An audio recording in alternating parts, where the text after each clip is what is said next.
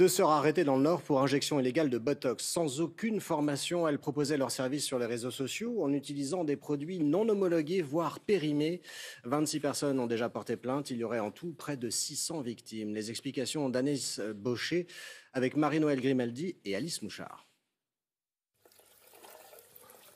De l'eau froide sur son visage. C'est le seul geste qui parvient à le soulager.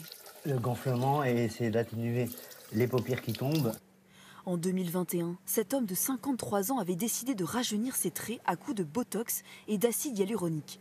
Mais l'intervention a tourné au cauchemar.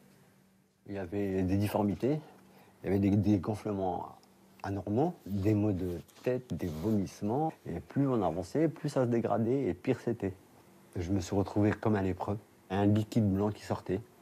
Voilà, qui explosait partout sur le visage. Vous vous posez la question en vous disant voilà, est-ce que ça va disparaître un jour? Le quinquagénaire a été victime de deux sœurs qui se présentaient comme médecins. Elles louaient ponctuellement ce salon dans la commune de Croix dans les Hauts-de-France. L'une d'elles s'affichait sur Instagram sous le pseudonyme de Dr Lougain, cosmétologue. Blouse blanche, gants chirurgicaux, seringue à la main. Tout était fait pour convaincre les clients qu'elle était médecin. Alertés par les réseaux sociaux, les gendarmes enquêtent pendant 4 mois et finissent par interpeller les deux femmes à Valenciennes en pleine intervention. Chez elles, ils découvrent 14 000 € en liquide et de nombreux objets de luxe. Ils saisissent une centaine de fioles de botox et d'acide hyaluronique de provenance étrangère, périmés ou non conformes. Les analyses du laboratoire nous ont également appris qu'il y avait dans certaines seringues, pourtant sous blister, donc a priori neuves, la présence de bactéries à un taux 50 fois supérieur au maximum autorisé.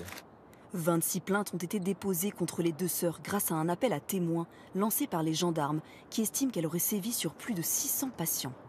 Elles facturaient leurs injections entre 200 et 400 €. Les injections clandestines sont aujourd'hui un véritable fléau.